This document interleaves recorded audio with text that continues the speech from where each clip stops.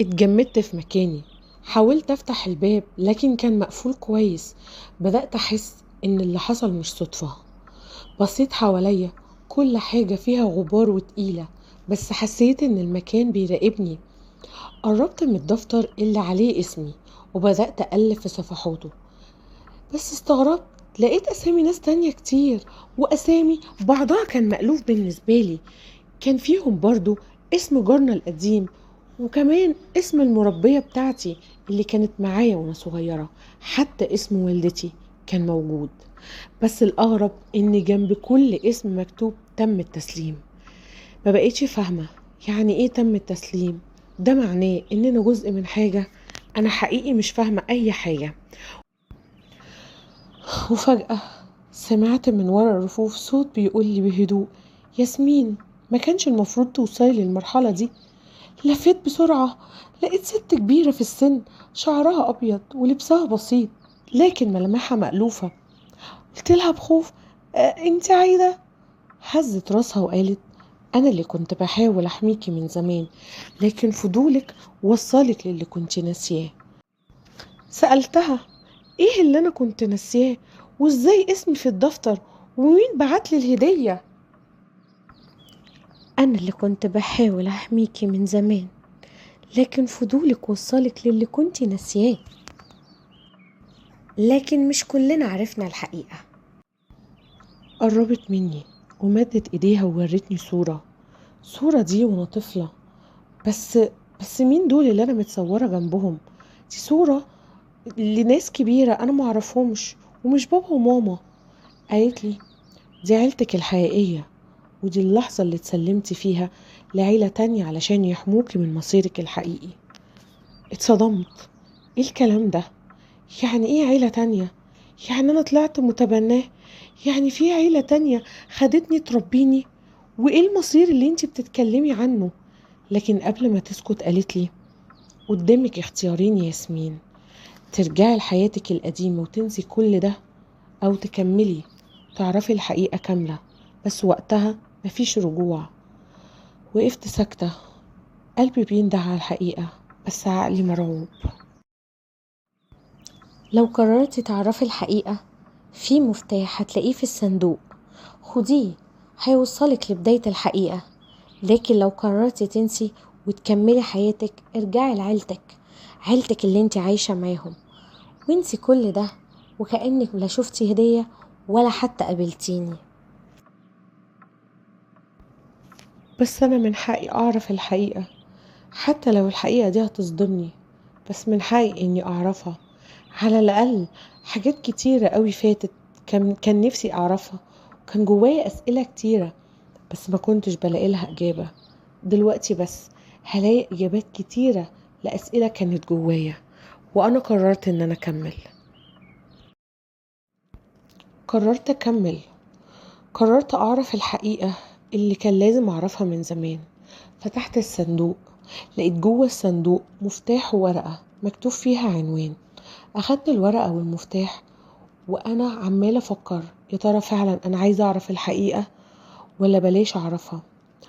رحت العنوان اللي كان موجود في الورقة، لقيته القصر، بس القصر ده كان قديم.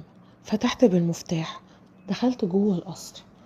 القصر من جوه شكله حلو بس مرعب.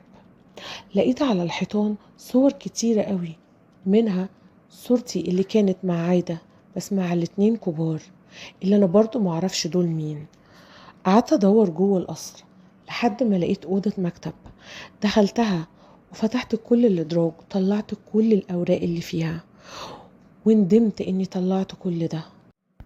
لما فتحت الادراج لقيت فيها شهادتين ميلاد، شهادة عليها اسمي وشهادة تانية لبنت برضو بنفس سني ونفس تاريخ ميلادي، بس باسم مختلف وباسم أب وأم تانيين. استغربت قوي وفضلت أدور في الادراج لحد ما لقيت صور ليا وأنا صغيرة، وكمان صور مع المربية بتاعتي. ورا الصورة لقيت عنوانها ولقيت رقم تليفونها. استغربت قوي، انا صوري هنا بتعمل ايه؟ وليه شهادة ميلادي موجودة هنا وكمان شهادة ميلاد لبنت تانية؟ طب طب دي تبقى مين وانا ايه علاقتي بكل ده؟ قررت ان انا اكمل واخدت العنوان اللي على الصورة وقررت ان انا اروح ادور على المربية بتاعتي، هي الوحيدة اللي هتقولي الحكاية كلها. قررت اعرف الحقيقة. اخدت الصورة بتاعتي واخدت شهادات الميلاد وصورتي وانا صغيرة مع الناس اللي انا معرفهاش، ورحت العنوان اللي مكتوب على الصورة. في الاول المربية بتاعتي معرفتنيش، قعدت معاها وريتها شهادتين الميلاد وكمان وريتها صوري وانا صغيرة. بصت لي كده قالت لي ليه دورتي في اللي فات؟ يا ريتك ما دورتي ولا حتى حاولتي تعرفي الحقيقة. الوقت ده انا اتصدمت، بقيت خايفة، يا ترى فعلا انا عايزة اعرف الحقيقة ولا الحقيقة هتبقى مرة مش هقدر استحملها.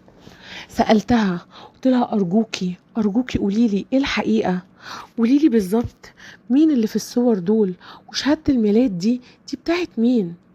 قالت لي اللي في الصورة دول هما باباكي ومامتك، وشهادة الميلاد اللي أولانية هي دي شهادة ميلادك. قلت لها مستحيل، انتي بتضحكي عليا، انا بابا وماما هم اللي عايشين معايا، انا معرفش الناس دول ولا حتى عمري شفتهم ولا حتى افتكرهم. بصت لي وقالت لي للأسف هي دي الحقيقة اللي انتي كنت عايزة تعرفيها، اللي في الصورة دول هم باباكي ومامتك الحقيقيين، وهي دي شهادة ميلادك الأصلية. الشهادة التانية دي اتعملت لك لما اتنقلتي تعيشي مع الأسرة اللي انت عايشة معاهم، اللي خدوكي يربوكي. بصت لي وقالت لي للأسف باباكي كان راجل ظالم، كان راجل مفتري، افترى على كل الناس، ما سابش حد إلا وظلمه، ما سابش حد إلا وافترى عليه وأكل حقه، ما عملش حساب اليوم اللي هينتقموا فيه منه. بس للأسف لما فكروا ينتقموا منه فكروا ينتقموا منه فيكي انتي. وقتها بس حس بخطر من ناحيته، فقرر انه يبعدك عن كل ده وخلاكي تعيشي مع أسرة هي اللي تربيكي، يبعدك عن أي خطر ممكن تتعرضي له بسببه. اتنقلتي وقتها للعيشة مع أسرة بسيطة، غيروا اسمك، كتبوكي باسم حد تاني، كتبوكي باسم ياسمين وكتبوكي على اسمهم عشان تقدري تعيشي وتكملي حياتك. انت مع الأسف دلوقتي عرفتي الحقيقة، في ايدك تختاري، يا ترجعي لحياتك القديمة وتبقي ياسمين، يا تقرري انك تواجهي مصير والدك. اتصدمت من كل كلمة قالتها وحزنت قوي ان ابويا طلع راجل ظالم، ومش بس ظلم كل دول، ده ظلمني انا كمان، ظلمني لما تخلى عني وخلى ناس تانية هي اللي تربيني، شايل مسؤوليتي لناس تانية بحجة انه بيحميني. وقتها بس خدت قررت اني ارجع لابويا وامي الحقيقيين، ابويا وامي اللي ربوني وتعبوا عليا لحد ما كبرت وبقيت زي ما انا. قررت ارجع لياسمين، قررت ارجع لشغلي ولحياتي. حقيقي الاب والام مش اللي بيخلفوا، الاب والام هما اللي بيربوا، هما اللي بيشيلوا مسؤولية ولادهم، هما اللي بيتعبوا علشانهم، هما دولة اللي من حقهم يبقوا ابويا وامي. من وقتها وانا قررت خلاص اني هرجع لهم وهرجع لحياتي وهحاول انسى كل حاجة عرفتها، ويا رب انسى. قررت ان انا ارجع بيتي ولعيلتي، عيلتي الحقيقية اللي ربتني ووقفت جنبي، هي دي عيلتي اللي انا افتخر بيها، وهي دي عيلتي اللي تستحق ان انا دايما ابقى واقفة جنبهم. دي كانت حكايتي، حكاية ياسمين.